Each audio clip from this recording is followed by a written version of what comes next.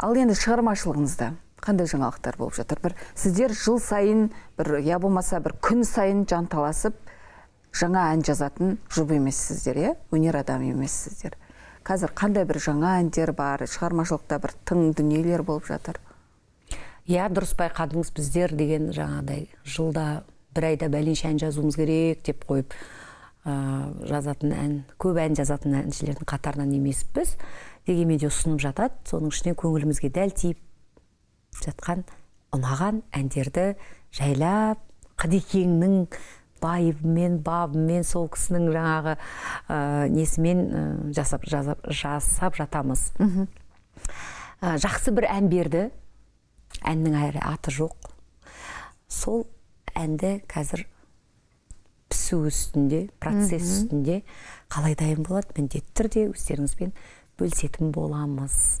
Жалпы ол дуэт жобасы болсын, ол жеке шығармашылықта болсын, біздер бүйтіп ән іздеп, осы қатты әндерді жаза бергеннен гөрі, санынан гөрі сапасы деп, өзіңнің табиғатыңа айтқың келетін ойларыңды жеткізетін мәнді мағыналы әндерді орындауға тырысамыз. Шақырту аз болып қалды, сұраныс аз түсіп жатыр деп. Қазір той сезоны келе жатыр, той маусымы деп бір жанталасып тойға әндер жазу керек. Ұзату бар, ұзатуға әндер деген бір. Енді бұйырған әндерді орындап жүрміз. Жаңағыдай ұзатуды көп сұрайды. Тұсаукесер баланың табиғатына тән әндерді көп ұсынып жатады маған. Сондықтан ең бастысы маған ән ұнау керек, әннің сөзі мағыналы мәнді болу керек. Ұнап жатса жазуға әрқашанда ниеттімін. Мен еш уақытта жоқ демеймін. Күшті. Шығармашылық деген қайнап жатқаны жақсы ғой. Бірақ та жаңағыдай өз уақыт өте келе сенде бір саябырсый бастайсың да, бұрынғыдай бетіп желпініп тұрған, тисе тиекке тимесе бұтаққа жаңағыдай әй боп қалады ау жарайды деп бір шала асығыстықпен бір жаза салатын, не деген шықпаған әндер толып жатыр. Сөйтіп асығып жаза салған, тез жаңағыдай тез жазылып, бірақ жарыққа шықпаған ондай әндер қатары да біраз бар. Одан көрі бір ән жазсаң да жүрекке жететіндей, өзің көңілің толатындай өміршең болса, сол емес пе? Сол нұр үстіне нұр деп ойлаймын. Дуэттер бола ма? Қыздармен, құрбылармен? Мені енді негізі Қадекеңнен басқа ешкіммен дуэт айтпаппын өзі. Мадинамен сол кезінде алғырымды айттық. Дуэтпен ән айтуға ұсыныс көп. Бірақ асыл жарым онша қолдамайды оны. Ол да дұрыс шығар, продюсердің жаңағыдай өзінің ұстанымы бар. Айтсақ дуэтті екеміз бірге айтамыз, әйтпесе әріптестер көп қой, махаббатты әр түрлі әншілермен жырлай беретін. Енді оған біздің ешқандай жаңағыдай біздің жағдай оған келмейді. Біз махаббатты тек Қадекең екеуміз бірге жырлаймыз. Ал Мадина сияқты көптеген жылдардың жүзі бойы өнерде де өмірде де бірге келе жатқан достармен бір әдемі реті келіп жатқан дуэттер болса, әрқашанда бір-бірімізді қолдауға,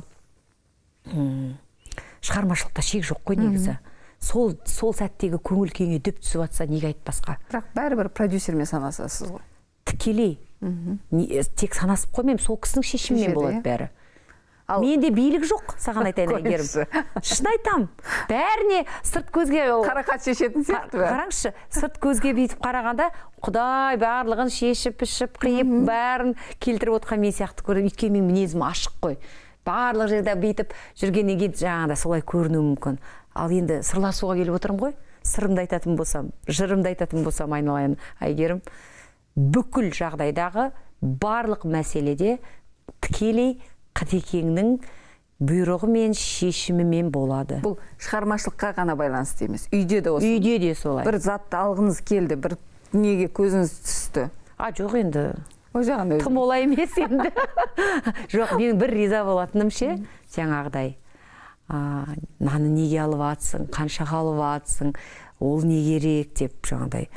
Ол енді еркектің бір тым сақталуы сияқты көрінеді маған. Менің әкемде ондай болмаған. Жалпы, ондай бар, бірақ өкінішке орай бар шығар. Бірақ біздің Қадекемнің ол жағынан енді айтуым керек.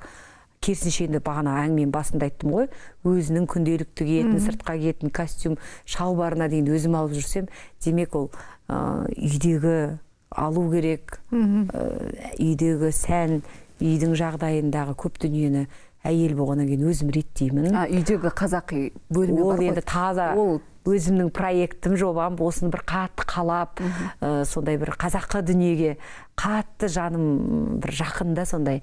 Әрбір ой өрнегінен шабыт алам ба, көңілімді, көзімді қуантып тұрады ғой, көрпешелер, бәрінде бір қасиет бар сияқты, әрбір шашағында, басқұр баулардың бейтіп тұруы, шаңырақтың дөңгелеп тұруы, осының барлығы ол маған жай бір дизайн емес, ол мені қуаттандырады, ол мені рахат, мен өзі есімді біліп өскенше, ағамның жайлауында өскен қызбын ғой.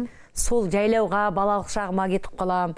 Жер сол бөлмеге кірген кезде бір ерекше қолыма домбырамды алып еріксіз. Бір домбыраның өзі алшы мені қолыңа деп тұратындай. Көп болды ғой мен алмағаның дегендей. Қолыма бір шертіп жіберіп, бір әуелетіп, әнді айтып, не болмаса бір қаламымды алып бірдеңе жазғым келіп, бірдеңе оқығым келіп, мені шабыттанам дейсіз ғой. Мені итермелейді, сол бір бөлменің бір қасиеті бар.